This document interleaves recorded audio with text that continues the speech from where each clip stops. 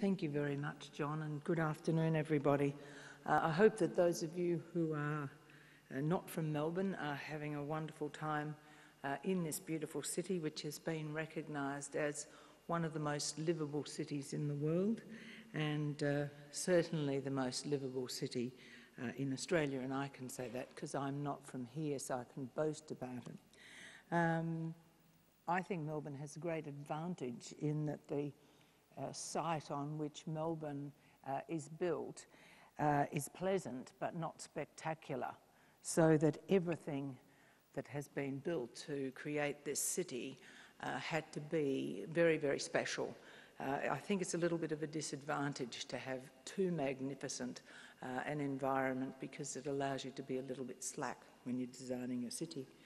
I'd like to thank Mark Stone very much for inviting me to speak to you this afternoon and congratulate him and his team on the success of this conference.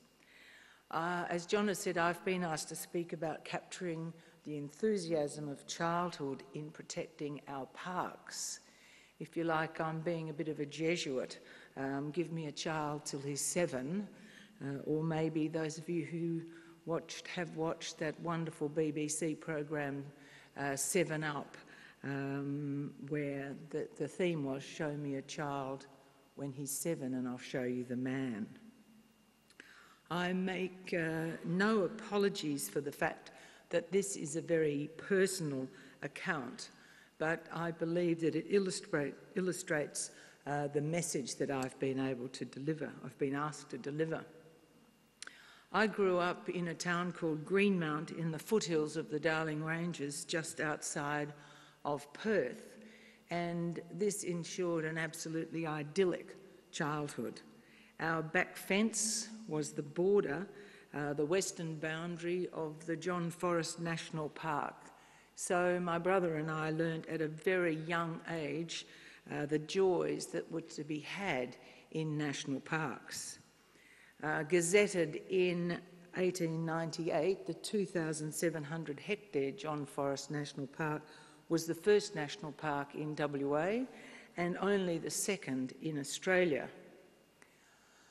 My very earliest memory is of going to the Swanview railway station with my father to pick up a box of native plants for the garden of our new house. I was 3.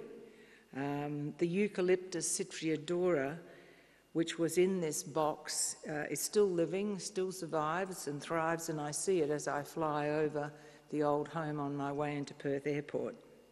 My mother had ordered this little box of plants from the government nursery at Hamel, about 150 kilometres south of Perth. She'd grown up in the hills herself, and she was familiar with the joys of surrounding yourself with native vegetation, and she wanted to create that in her own garden. Springtime is definitely the best time to visit Western Australia if you wish to see our enormous diversity of wildflowers. And I remember so well the walks with my mother through the national park, seeking kangaroo paws, spider orchids, very elusive and absolutely beautiful orchid native to the area near where we were living, and also the very special little donkey orchids with their quite equine faces. My mother had an extraordinary spotting ability, and even well into her old age, she was able to identify 10 or 12 native plants where other people could only see 2 or 3. The rule in our house was no picking of wildflowers, and I can remember with horror the jam jars stuffed with beautiful wild blooms in the homes of my friends, the beauty of the individual flowers completely impossible to see.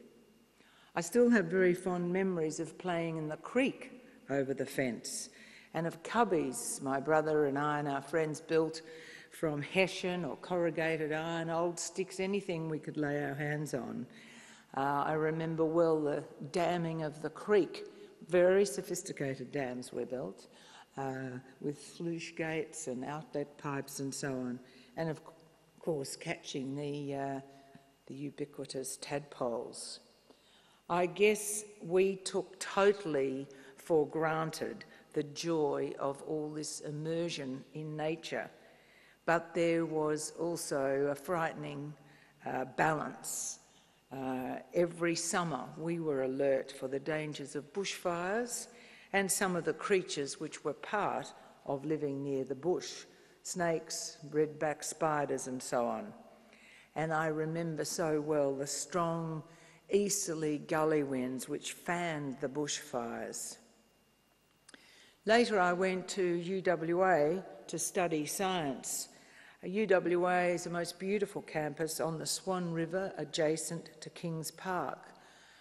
600 acres of natural bush and botanic gardens at the edge of Perth, 600 acres of lungs for our city set aside by far-sighted forebears.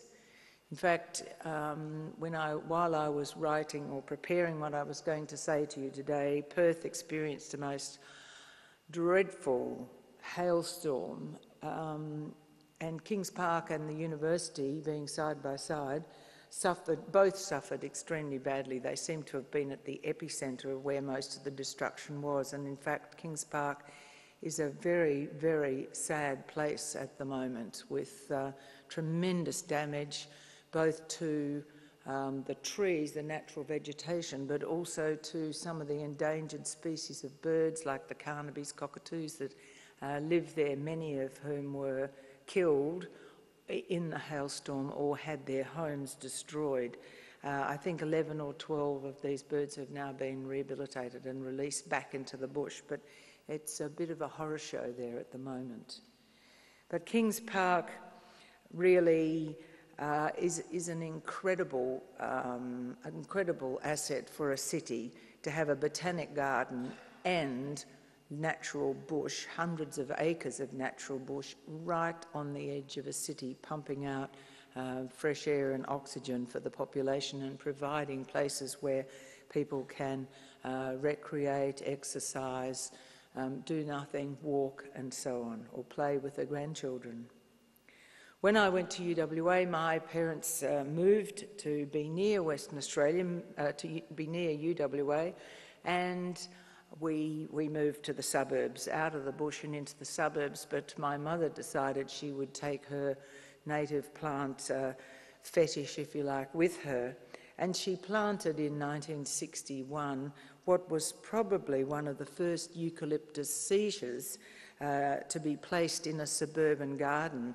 And this is a branch of a flowering, or of a acacia in flower, and you can see that the stems and the trunk are coated in a fine, incredibly fine white powder, and people would, because they hadn't seen these trees before, would stop my mother when she was in the garden and say, "What have you been painting on your tree?" It really was one of the first to be seen in the suburbs. At UWA, I met and married a man whose background was South Africa and Zimbabwe. His mother had established the game lodge at Chobe River. His brother was a game ranger in Africa who, when he left that job, sailed around the world following the giant tortoise from the Galapagos to the other place in the world where they appear. He'd gone to a school where Sundays it was out of bounds to be in the school ground. A school in the mountains outside of Durban, you had to go out into the bush on Sundays. You were not allowed to be in school. So he was steeped in the national park tradition as well. After our marriage in 1966, I moved back to the Darling Range, to the foothills again, deeper into the ranges this time. A place called Darlington, a wonderful treed haven, hot as hell in summer, but in winter magnificent, with marvellous walks through the bush steeped in the smell of the eucalyptus. Wonderful memories.